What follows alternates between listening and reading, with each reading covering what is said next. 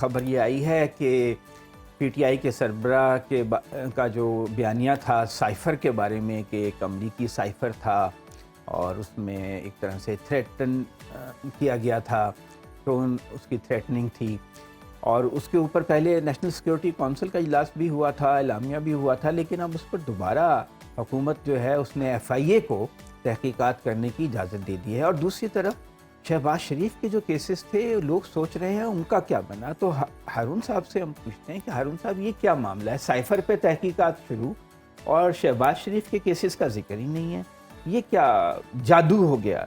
جادو جنگل کا جنگل ہرا ہو گیا، پل بھر میں کیا ماجرا ہو گیا۔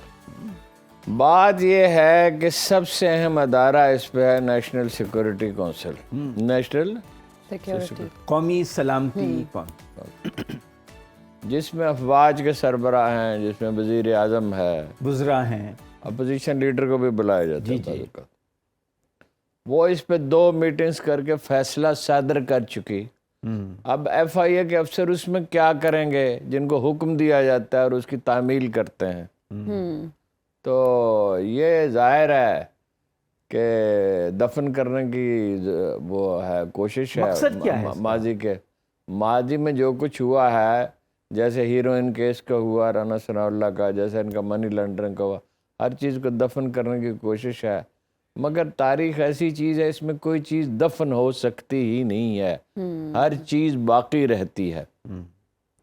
آپ ماضی کو نہیں بدل سکتے، ماضی ہوتا ہی نہیں ہے، ماضی جو ہے وہ حال میں ڈھلتا ہے اور مستقبل کی تشکیل کرتا ہے، کوئی چیز ماضی نہیں ہوتی، ہر وہ چیز جو انسانی یاداشت کا حصہ بنے۔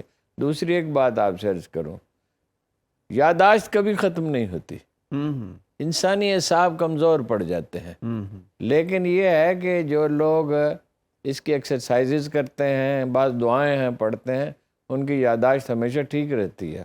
نپولین کو اپنے ہر سپاہی کا نام یاد تھا، جو یاد رکھنے کی کوشش کرتے ہیں۔ ہم ایک بھول جانے والی قوم ہے، سیاستدان سمجھتے ہیں عوام کی یادداشت بڑی کمزور ہوتی ہے، وہ کچھ بھی نہیں۔ سائفر میں کے بارے میں جو فیصلہ تاریخ کو صادر کرنا تھا وہ کر چکی، اسے بدلا نہیں جا یہ اس سکتا۔ بیانیے کو کاؤنٹر کرنا چاہتے ہیں، یہ خود ظاہر ہے، یہ عوام کو احمق سمجھتے ہیں، تو وہ یہ نہیں۔ سیکریٹری خارجہ اسد مجید نے بھی بیان دیا تھا، اس میں جا کر سیکریٹری خارجہ نے بیان دیا، خود افواج کے سارے سربراہ موجود تھے، وزیر اعظم موجود تھا، اس کی تصدیق کر دی، اس کے بعد اب کیا باقی بچا اس میں؟ لیکن شہباز شریف کے کیسز کا کیا بنا؟ شہباز شریف صاحب کے کیسز کا وہی بنا جو پاکستان میں اکثر کیسز کا بنتا ہے۔ دیکھیے نا، میں کئی دفعہ عرض کر چکا ہوں، گواہ موجود تھے، بعد معاف گواہ موجود تھے، دستاویزی شہادتیں موجود تھیں، 100 گواہوں کی فہرست موجود تھی۔ ایک ٹاپ ایکسپرٹ کے پاس وہ کیس لائے۔ ایک تو جو ڈاکٹر رضوان کے بارے میں یہ غلط فہمی ہے کہ انہوں نے یہ کیس تیار کیا تھا، یہ کیس بہترین افسروں نے تیار کیا تھا جن سے میری ملاقات رہی ہے اتفاق سے۔ تو وہ ڈاکٹر رضوان لکھتے بہت اچھا تھے، یعنی جیسے یہ بعض ممالک میں رواج ہے، مثلا ویسٹ انڈیز میں یہ ہے کہ ایک وکیل کیس تیار کرے گا، ایک پیش کرے گا، یعنی پریزنٹیشن جو بہتر کر سکتا ہے، چیمبر پریکٹس کہتے ہیں اسے۔ تو وہ جو ہے ڈاکٹر رضوان لکھتے بہت اچھا تھے۔ اب ڈاکٹر رضوان کے پراسرار حالات میں ان کا انتقال ہوا، مشتاق چینی والے کا پراسرار حالات میں انتقال ہوا، اس میں تو جو رقم ہے وہ ان لوگوں کے ذریعے آئی ہے بیرون ملک سے، جو کبھی بیرون ملک گئے ہی نہیں، اور وہ ایک بیچارہ چپراسی جو ہے وہ اس کے اربوں روپے اس کے پاس کہاں سے آ گئے۔ اسی طرح زرداری صاحب کا کیس ہے، گول گپے والا ہے، کوئی گنے کا رس بیچنے والا ہے، کوئی پاپڑ بیچنے والا ہے، کوئی دہی بھلے والا ہے، وہ کیس کہاں گئے؟ سب ہوا میں اڑ گئے۔ اور لوگ اپنا جب فیصلہ صادر کرنے کا وقت آئے گا تو لوگ اپنا فیصلہ صادر کریں گے۔ شہنشاہ ایران کے بارے میں ساری دنیا ہمیں بتاتی تھی کہ وہ کبھی جا سکتے ہی نہیں، اس کا سوال ہی پیدا نہیں ہوتا۔ ایک صاحب تھے، وہ مصطفیٰ ان کا نام تھا، یعنی بلیک مسلم، مجھے تو بلیک کہتے ہوئے برا لگتا ہے، لیکن بہرحال وہ ایک بہت خوبصورت 6 فٹ 2 انچ کا آدمی تھا جس نے 80,000 آدمیوں کو مسلمان کیا تھا۔ وہ پاکستان آیا اور یہاں اپنے بچوں کو رکھنا چاہتا تھا ان کی تربیت کے لیے. بعد میں اس نے فیصلہ بدل دیا. میں اس کا انٹرویو کرنے کے لیے گیا, میری اس کی دوستی ہو گئی. میں نے اس کے لیے مکان ڈھونڈا, یہ کیا, اسے لوگوں سے بولا. He was the first man who told me شہنشاہ ایران جا رہا ہے. میں حالانکہ پڑھتا رہتا تھا اس زمانے میں, غیر ملکی ایک پرچہ چھپتا تھا مڈل ایسٹ, شاید آپ کو یاد ہو, اس کو پابندی سے پڑھتا تھا. اور مجھے یہ لگتا تھا کہ کوئی تبدیلی آ رہی ہے, لیکن ظاہر ہے مجھے یقین تو نہیں تھا, میری عمر بھی کم تھی. تو پھر میں اکبر بگٹی صاحب سے ملنے کے لیے گیا.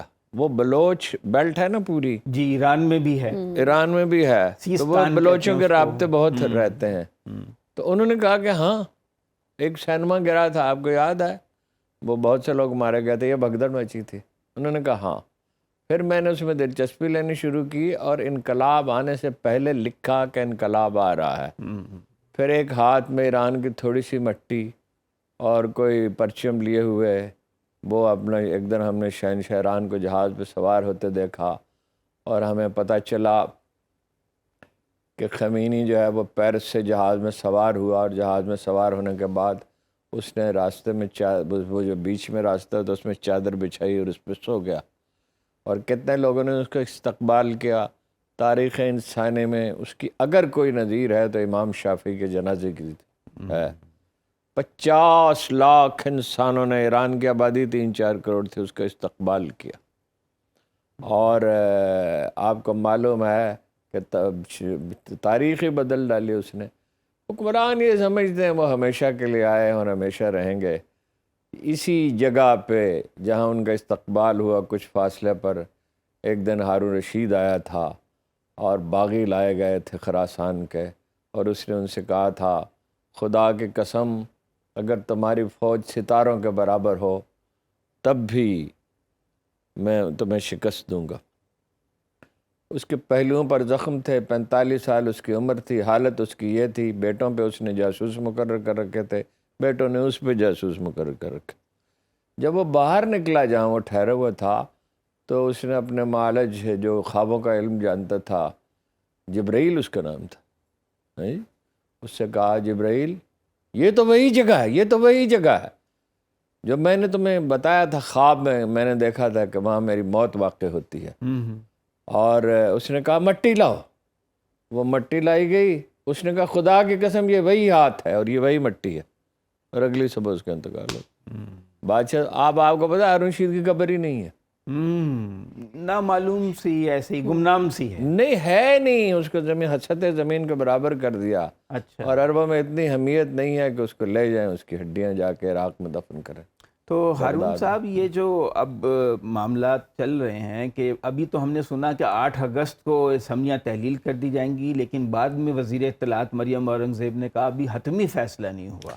ابھی خبر آ رہی تھی, میں نے نگاہ ڈالی اتفاق سے, جی کہ وہ شہباز شریف نے بات کیا زرداری صاحب سے, اور اب یہ فیصلہ ہوا کہ نواز شریف صاحب زرداری صاحب سے بات کریں گے.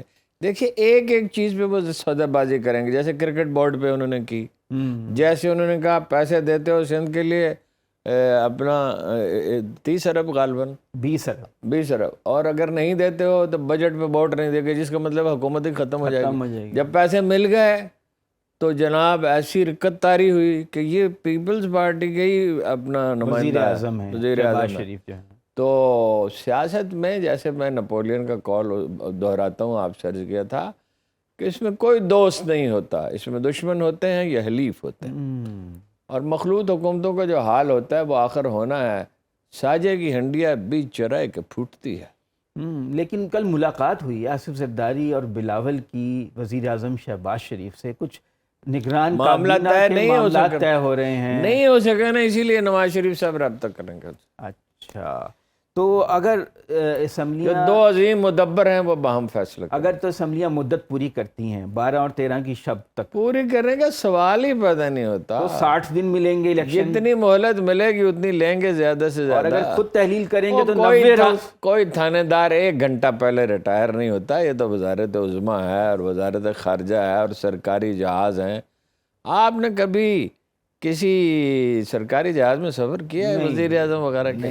میں نے اتفاق سے ایک دفعہ کیا, آپ کو اندازہ ہی نہیں ہو سکتا کیا کیفیت ہے. میں آپ کو بتاؤں اقتدار کا نشہ کیا ہوتا ہے. عمران خان کا ایک MP تھا 2002 کی پارٹی میں کرک میں، اور وہ ظاہر ہے کہ متحدہ مجلس عمل کی حکومت تھی تو وہ اس کے ساتھ شامل تھا.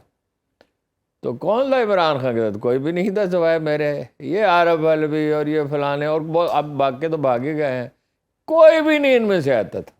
مجھے کو فون کرتا تھا، وہ جانا ہے ادھر جا رہے ہیں، کرک جانا ہے، فلانی جگہ جانا ہے، ہاں چلتے ہیں. وہ میں بھی فارغ تھا، کالم لکھا سویرے، اس کے بعد فارغ ہی ہیں. اور کیا کالم تو کہیں بھی لکھ دیا. تو ہم جناب وہ جو خیر آباد کا پل، ایٹک کا پل، وہاں تک گئے اور گپ شپ کرتے گئے. پلیزنٹ بہت ہے وہ گپ شپ میں، بڑا پلیزنٹ.